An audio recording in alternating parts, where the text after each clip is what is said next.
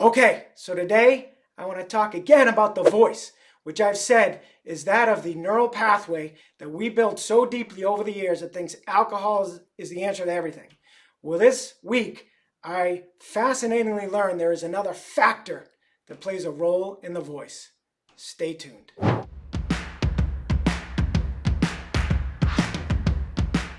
Hey, so it's Thanksgiving morning. I need to be out of the house in about an hour. I've been trying to film this particular recording for about a week now, completely bogged down with my perfectionism-induced procrastination, but I'm going to give it a shot, even in one take. I'm going to remember one of my words of the year, iterate. Can always iterate later, including in the overtime session. So here it goes. So I want to talk about the fascinating learnings from a keynote I watched on YouTube. Can't thank enough Dr. Nicole Labor, who did the keynote. So great. And I'll start right with the biggest revelation. So I have been saying that the voice is that of the neural pathway that we built up and dug so deeply that it believes that drinking is the answer to everything. But I've actually discovered the true architect behind that is glutamate, which is the most abundant neurotransmitter in the brain. And remember, dopamine is the big neurotransmitter that is what floods our system every time we drink and triggers all our cravings. So what glutamate is it's responsible for memory formation, and it's essentially, as she said, the executive assistant for dopamine. It writes down everything. So it tracks all your triggers, and your people, places, things. It's what pops up in your head and tries to talk you in to drinking, even on the days where you woke up and vowed it was not going to happen today, especially on a holiday like Thanksgiving. So what happens is once you get hit with a craving, she basically says this thing sneaks in to your cortex like a ninja, and it goes through your files and it looks for anything it can find out about you or the addict in question to convince them it'll be okay to use again. And I always say that voice is not us. Who are we then? We're the ones that recognize that. That's actually a quote from Eckhart Tolle. But the reason I know it's not us is because that voice is the best salesman in the world. So if that was us, we'd all be the best salesmen. So that's what it is. This glutamate is such an amazing file keeper, remembers all the times from when alcohol worked for us, and it's going to constantly remind you. I talk harshly to the voice, I tell it to F off, but it really just thinks it's protecting us. It's helping us survive, in the case of a holiday, survive the day, survive a moment, survive an interaction, whatever it is, survive a hard thing, because we have not built up, because we used alcohol to cheat the system, we have not built up the coping skills to deal with those sober. I say there was a time when alcohol worked for us. Well, it never really did. Because of that, by cheating the system, the opportunity cost was not developing those coping skills.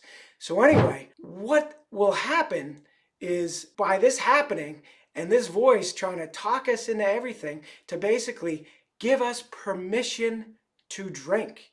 And, I've talked about willpower alone is not enough to beat this disorder. We need willpower to do the work to overcome this. But willpower, and the reason willpower basically goes out the window is once we've achieved permission to drink, willpower is essentially rendered useless. They say uncontrolled compulsivity is the root of addiction.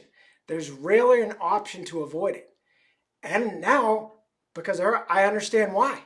And she talked about two main parts of the brain, and that is the frontal cortex, that's responsibility for love, morality, decency, responsibility. It's where conscious choice happens and willpower sits. So that's the frontal cortex. The other part is the middle brain, the limbic system. That's responsible for survival, your unconscious level. There's no free will at that level. It just thinks about how you're going to eat, drink, have sex, etc.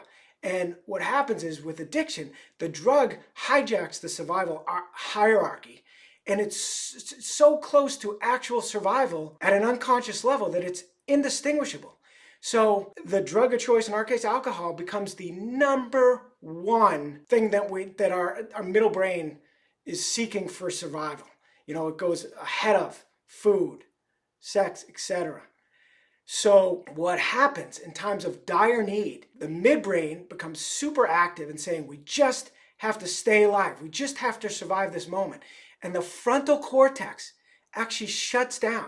And again, that's where our responsibility lies, where you value your kids, your job, your house, and everything else. And that just completely shuts down in the case of a craving. So, her analogy is, say you've been walking through the desert for 5 days and someone presents you a bottle of water, but says you drink it, you're going to lose everything. Well, guess what you're going to do? You've got no say in the matter. You're absolutely going to drink that to overcome that craving. And guess what? You're going to lose everything.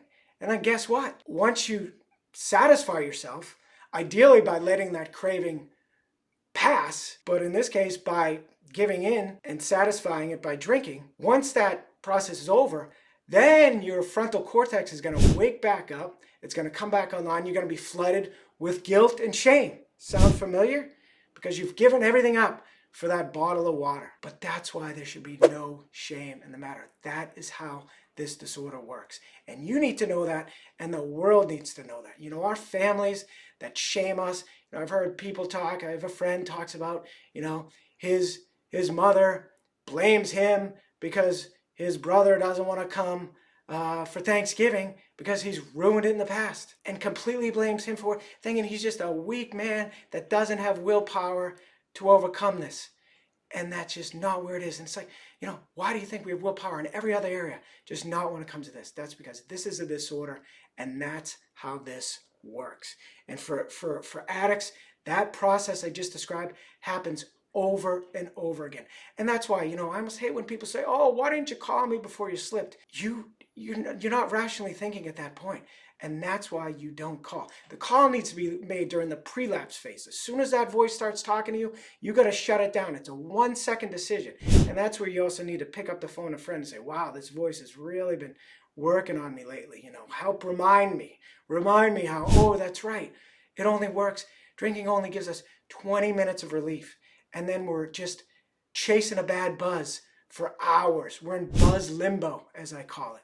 And then maybe if we drink enough, we go on autopilot. And that's when the horrible things really happen. And all we're doing is screwing our future self. So that's why, as part, we got to do the work. We got to develop the coping skills. I've talked about that as well. The initial work is replacing those artificial dopamine hits with natural ones. Cold shower finishes, sharing, exercise, gratitude practice. We are the luckiest.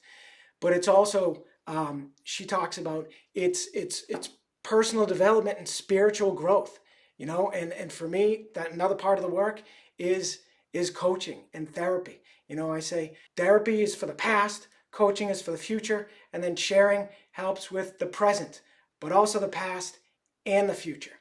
So you've got to keep all these things in mind. They talk about how you throw someone in jail. Addicts crave personal development and spiritual growth. You throw someone in jail, it can take up to 2 years for their pleasure baseline to come back down. Remember, I've talked about that on the previous video, our hedonic set point. All our dopamine receptors shut down as our body gets flooded by alcohol. The receptors shut down, or some of them, so we need more and more alcohol to achieve happiness. And also when we have chronic stress, release a hormone called CRF. And that also inexplicably causes our body to shut down dopamine receptors. So it's a double whammy for those of us with a disorder and then that have chronic stress, where we need that much more alcohol to achieve our pleasure baseline. It's an absolute crazy cycle that happens. So you've got to do the work. You've got to create the new neural pathways to override, the existing one that is that voice that just compels you to drink. So I guess I'll leave with I'll probably do a part 2 on this, but she talks about left untreated, there's more cases of spontaneous remission of cancer than there are of addiction. Unbelievable, right? So that's why it is so important to do the work, to put the voice in its place, and now it takes so much more than willpower. Again, willpower is what it takes to do the work, but it's so much more than that. That'll do it. Please like, share, subscribe, etc. And remember, stay strong, stay sober, and stay patient. Thanks.